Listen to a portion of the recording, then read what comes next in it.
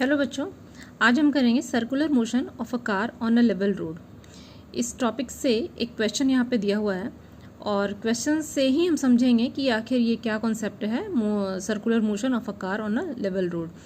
तो क्वेश्चन है, briefly explain how is a vehicle able to go around a level curved track, determine the maximum speed with which the vehicle can negotiate this curved track safely.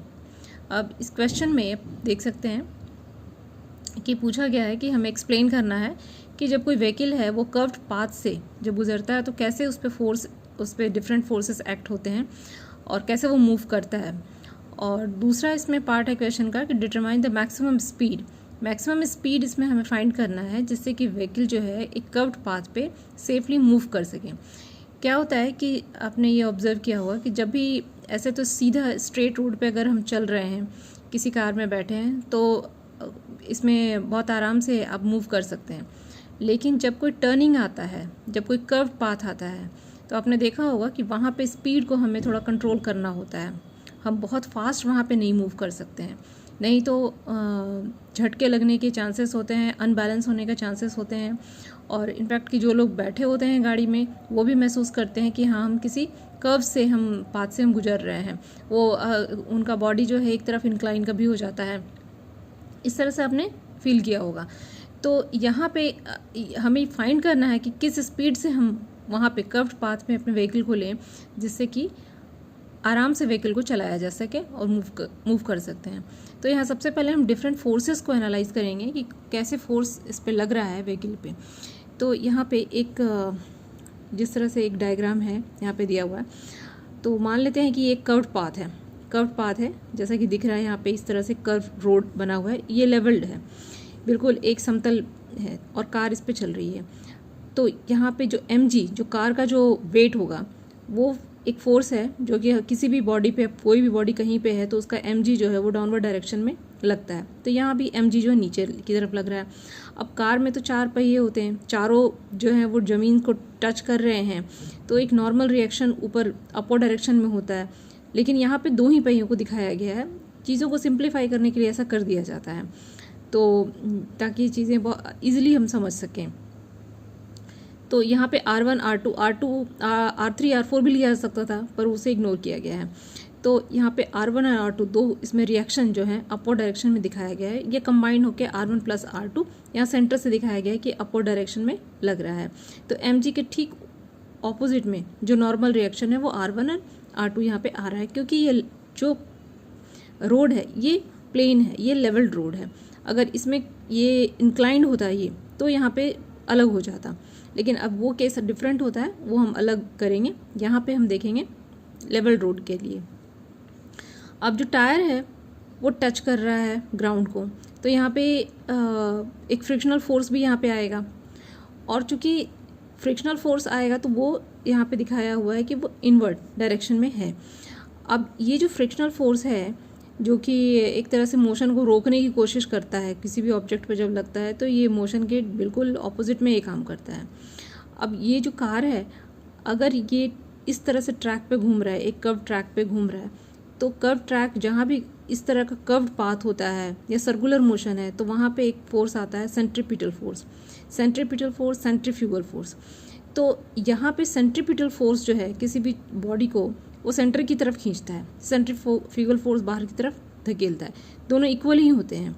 तो कई जगह पे यहाँ पे जब हम सॉल्व करते हैं इस तरह के क्वेश्चन, तो यहाँ पे लिखा होता है कि जो फ्रिक्शनल फोर्स है वो बराबर हो जाएगा सेंट्रीपिटल फोर्स के, और कई जगह पे उसको सेंट्रीफ्यूगल फोर्स लिखा गया है जो किसी भी बॉडी को बाहर की तरफ फेंकता है। मतलब अगर सर्कुलर पाथ में कोई चीज़ घूम रहा है तो वो बाहर की तरफ चला जाएगा बिकॉज ऑफ सेंट्रीफ्यूगल फोर्स। जैसे कि कोई अगर स्टोन हम लेकर के उसको रस्सी में बांध करके अगर हम घुमाते हैं, तो वहाँ पे वो रस्सी जो है सेंट्रीपिटल फोर्स की वजह से वो गोल गोल सर्कल में घूम रहा है। लेकिन जैसे ही वो थ्रेड अगर सेंटर से अलग हो जाता है तो वो स्टोन जो है बाहर दूर की तरफ फेंका जाता है, क्योंकि वहाँ पे सेंट्रीफ्यूगल फोर्स वहाँ पे तब ज़्यादा होकर के और स्टोन को बाहर की तरफ वो फेंक देता है। तो यहाँ भी जो फ्रिक्शनल फोर्स है वो बैलेंस हो जाएगा सेंट्रीपिटल फोर्स से। तो इसी चीज़ को हम यहाँ पे अभी इक्वेशन के फॉर्म में हम सब कुछ लिखेंगे और फिर इसे एक इक्वेशन हम एक फॉर्मूला हम निकालेंगे। तो यहाँ पे जो पहले लिखा है, पहले हम वो देख लेते हैं कि car on a circular level road. When a car negotiates a curved level road, the force of friction between road and the tires provide the centripetal force required to keep the car in motion around the curve. तो यहाँ पे लिखा है कि frictional force जो है वो balance हो जाएगा सेंट्रीपिटल फोर्स से, जिसको कि कार को एक बैलेंस मोशन प्रोवाइड करेगा। तो as shown in figure, consider a car of weight mg going around a circular level road of radius r with constant speed v. While taking the turn, the tires of the car tend to leave the road and go away from the center of the curve. The force of friction F1 and F2 act inward at the inner and outer tires respectively. If R1 and R2 are the reaction of ground at the inner and outer tires, then F1 equals to mu R1 and F2 equals to mu R2, where mu is the coefficient of friction between tires and the road. As the total normal reaction balances the weight of the car, therefore R1 plus R2 equals to mg. जैसे कि मैंने पहले बताया कि यहाँ पे mg जो है R1 और R2 के बराबर हो जाएगा। अब यहाँ पे टोटल फोर्स ऑफ फ्रिक्शन कितना हो जाएगा, F1 and F2, F1 plus F2 equals to mu R1 plus R2 equals to mu mg, because R1 and R2 is equal to mg. अब यहाँ पे for the car to stay on the road the maximum force of friction must be equal to और greater than the centripetal force, that is, अब centripetal force आपको पता है कि mv²/r होता है, mv²/r। तो एक बैलेंस मोशन के लिए, एक बैलेंस यहाँ पे कार जो है एक लेवल रोड पे अच्छे से बिना स्किड हुए घूम सके, इसके लिए ज़रूरी है कि ये जो फ्रिक्शनल फोर्स है ये इक्वल या फिर ज़्यादा हो सेंट्रीपिटल फोर्स से। तो यहाँ पे जो म्यू डॉट एम जी जो टोटल फ्रिक्शनल फोर्स है, म्यू एम जी जो है मस्ट बी ग्रेटर देन और इक्वल टू mv²/r। तो यहाँ से हम निकालेंगे कि m तो यहाँ पे कैंसिल हो जाएगा, v²/r less than equal to mu, that is v² equals to less than equals to mu rg। And finally the maximum speed with which the car can turn safely is v max equals to √μ rg। तो यहाँ पे जो maximum velocity है वो हो जाएगा √μ rg। तो if the speed exceeds v max the car will skid and go off the road in a circle of radius greater than r। तो यहाँ पे अगर जैसे ही स्पीड v max से ज़्यादा हो जाएगा तो यहाँ पे ये जो कार है वो अनबैलेंस होगा और ये स्किड हो जाएगा और सर्कल से, वो उस पाथ से वो बाहर चला जाएगा, मीन्स आर जो रेडियस जो सर्कुलर पाथ का है उस रेडियस से बाहर चला जाएगा। This is because the maximum available friction is insufficient to provide necessary centripetal force. Clearly the maximum safe speed v max depend on the radius r of the curved path and coefficient of friction mu between the road and the tyres. अब यहाँ पे जो v max है वो दो चीज़ों पर depend कर रहा है, एक म्यू एक r पे, g तो कांस्टेंट है।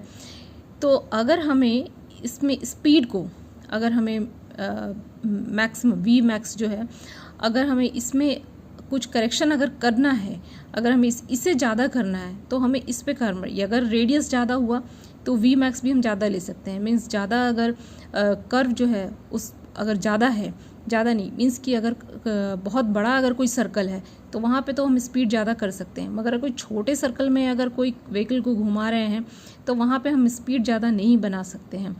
और दूसरे फैक्टर है कोफिशिएंट ऑफ फ्रिक्शन, ये फ्रिक्शन अगर ज़्यादा हुआ तो ये भी ज़्यादा हो सकता है, लेकिन इसे भी हम एक लिमिट में ही बढ़ा सकते हैं क्योंकि इससे फिर टायर के ख़राब होने के चांसेस ज़्यादा हो जाते हैं। अगर हम वहाँ पे ज़्यादा कुछ ऐसा रफ सरफेस बना दें रोड का तो ये बढ़ सकता है, लेकिन फिर ये टायर को ख़राब करेगा, जो कि प्रैक्टिकली उतना पॉसिबल नहीं हो पाता है। तो इसके लिए हमें कुछ नया सोचना पड़ेगा। तो उसके लिए हम करेंगे बैंकिंग ऑफ रोड, जिससे कि वो हम नेक्स्ट सेक्शन में करेंगे। तो यहाँ पे बैंक्ड रोड जैसे कि लिखा है कि circular motion of a car on a banked road, तो ये टॉपिक के अंदर फिर आ जाएगा कि कैसे हम इस स्पीड को हम ज़्यादा तक ले जा सकते हैं। तो अभी के लिए इतना ही, थैंक यू।